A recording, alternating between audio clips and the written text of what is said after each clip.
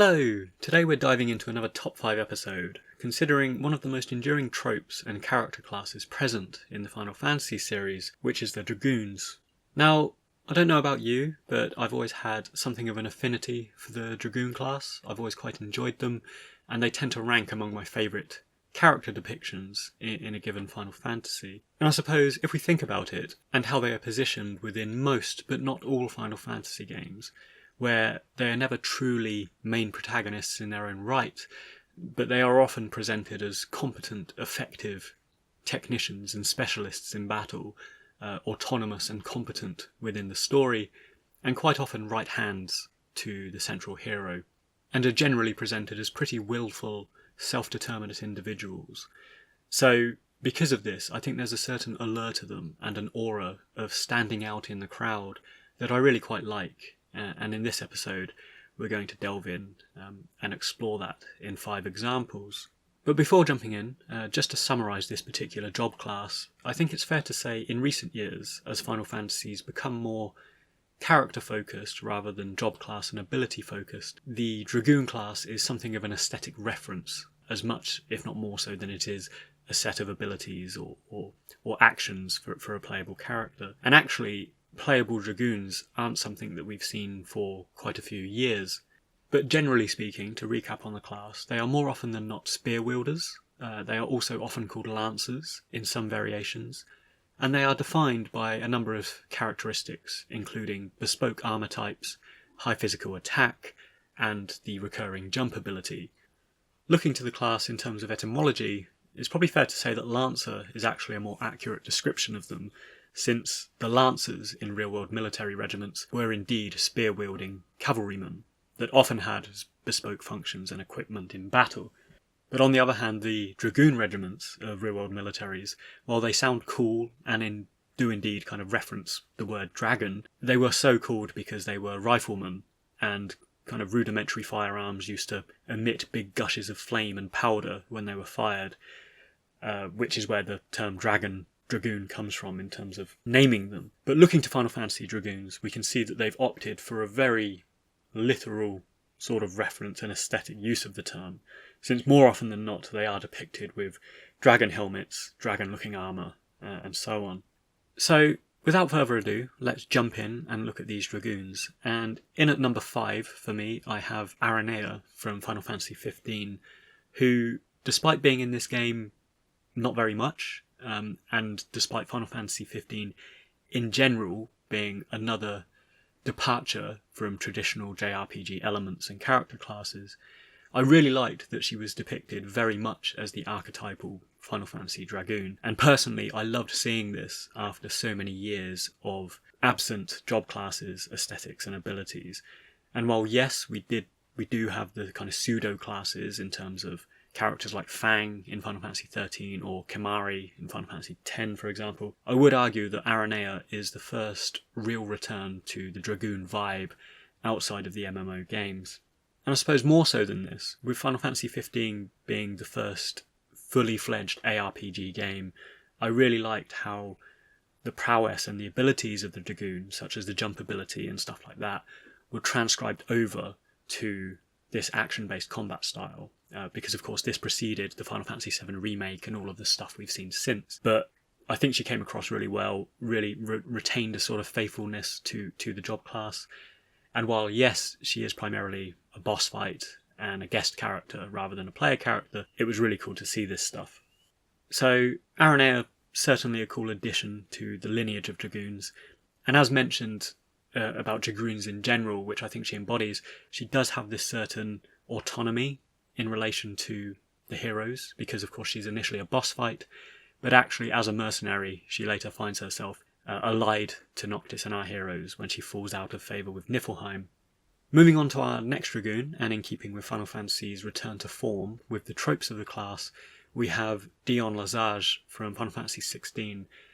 And this guy was one of the standout characters in Final Fantasy XVI for me, and while there was an ensemble of important characters orbiting our hero Clive, such as Cid, such as Joshua, I think there is a case to suggest that Dion is the deuteragonist of the game, and certainly the one who has the most transformative character arc, I think. Perhaps even more so than Clive, I'd argue, which I have covered in my Final Fantasy XVI review and my Dion episode.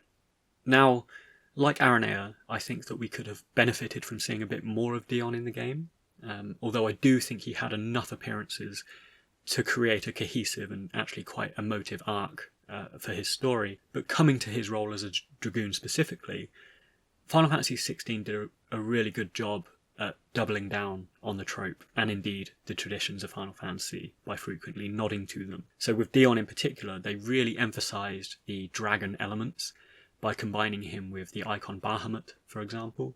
And like Aranea before him, he utilised this sort of dragon sort of armour styling. But uniquely, I would say Dion's rendition of the Dragoon class is much more benevolent and chivalric looking in aesthetic, with his white cloak and his kind of bright armour, and his relationship to the element of light and holy is actually quite interesting and sets him apart from how Dragoons have traditionally been depicted, which are quite kind of dark and forbidding sort of knights. So it rounded out his character brilliantly, I think. And as I say, I've talked about Dion at length before.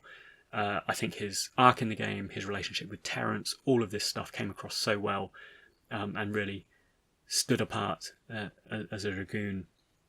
Next up, Dragoon number 3, we have Kain Highwind, who is really, I think, the first fully characterised, prominently featured Dragoon to feature in a Final Fantasy.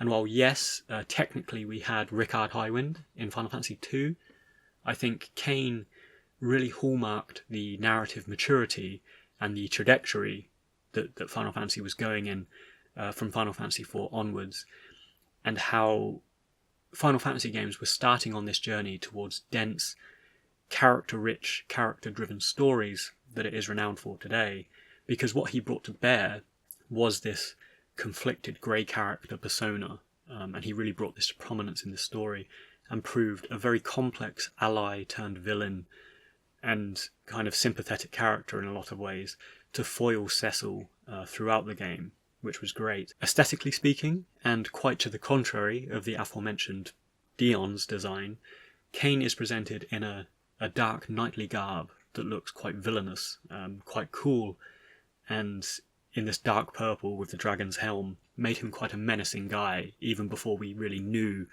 that he had this villainy about him. However, it is worth noting that like Cecil, and like Dion after him, Kain does transform into a more bright, kind of holy aligned sort of rendition of a Dragoon too. I think it's actually called a Holy Dragoon, if I remember rightly. But in Final Fantasy the After Years, he kind of transitions, much as Cecil did, into a paladin from a Dark Knight, and adopts this very bright kind of light aesthetic in terms of white robes, blue cape, so on.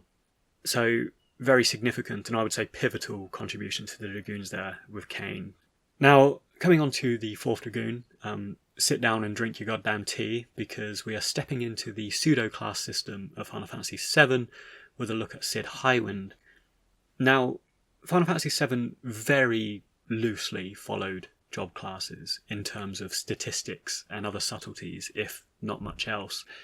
And really, I think Cid Highwind and perhaps Aerith are the only ones you can really point at and say, yeah, kind of looking at your aesthetics, looking at your limit breaks, your general design, I can sort of see how you are similar to a Dragoon or a White Mage / Summoner. Yet, as well as the Dragoon class, Cid also embodies another enduring Final Fantasy trope, which is being the recurring Cid character. So this guy is a bit of a machinist as well. You know, he brings the airship to the party, and a few other things that we can touch on. Now, I rank Cid as a Dragoon because I think, like many other players who played Final Fantasy VII, I found his stubborn force of will, personality, an excellent addition to the party and to the story.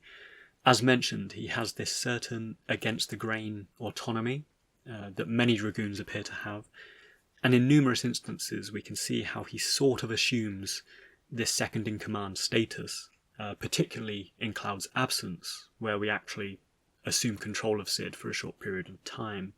Beyond this, I think he has an excellent theme tune, an excellent character arc with the Sharer. You know, that has a very cohesive sort of mini arc to it. And despite being one of the last party members that we obtain, which often results in quite an abridged or lackluster arc, they really built him out well, making him both an amusing and empathetic character by turns. Now, beyond using spears, Cid also has some excellent limit breaks that recall both Dragoon and Machinist sort of manoeuvres and abilities.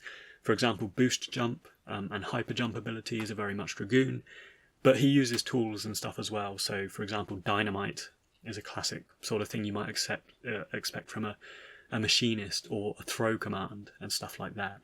So, really liked how they hybridized Cid and made him a bunch of different things at once. And I also really liked his visual design, which completely removed itself from the traditional dragon armor Dragoon in favour of a more contemporary looking sky pilot attire, which was great. So, moving finally on to our fifth and final Dragoon, and though I've listed these in no particular order, I have to say this probably remains my favourite Dragoon in all Final Fantasies, which is Freya Crescent from Final Fantasy IX. Now, while Final Fantasy IX is famously a retrospective nod by Hironobu Sakaguchi to the earliest games, their respective tropes and game elements, including job classes, Freya is quite a unique take on the Dragoon, visually speaking, because instead of the dragon armour attire, she is much more in keeping with Final Fantasy IX's fusion of medieval and Regency-era attire. For example, she wears a winged medieval hunter's cap and a frock coat with a large crested shield on her chest, which I think makes for a really solid, unique design. It makes her stand out, and I think because the helm kind of covers most of her face, she retains this element of mystery about her as well. As with many other Final Fantasy IX characters, she is anthropomorphically designed, being a Burmesian rat, which also adds to this sort of uniqueness of her overall appearance. And to summarise, I just think that Freya's design was among the best of an already top-tier set of character designs that made up Final Fantasy IX. But more so than this, I think what I loved most about Freya's contribution, in terms of story, is the fact that she's an overtly competent, autonomous, specialist character, very much in keeping with the other Dragoons we've discussed. And again, she's able to handle herself, and she's only really bested by Beatrix in battle in the game. And I think there's a case to suggest that Beatrix is probably the strongest character in the game. But beyond Freya's general badassery, she's also a remarkably tragic character too. She has quite a sombre, if subtle, storyline that sees her having sought out her lost love for a number of years. Sir Fratley, who is one of the only other Dragoons that we see in the game.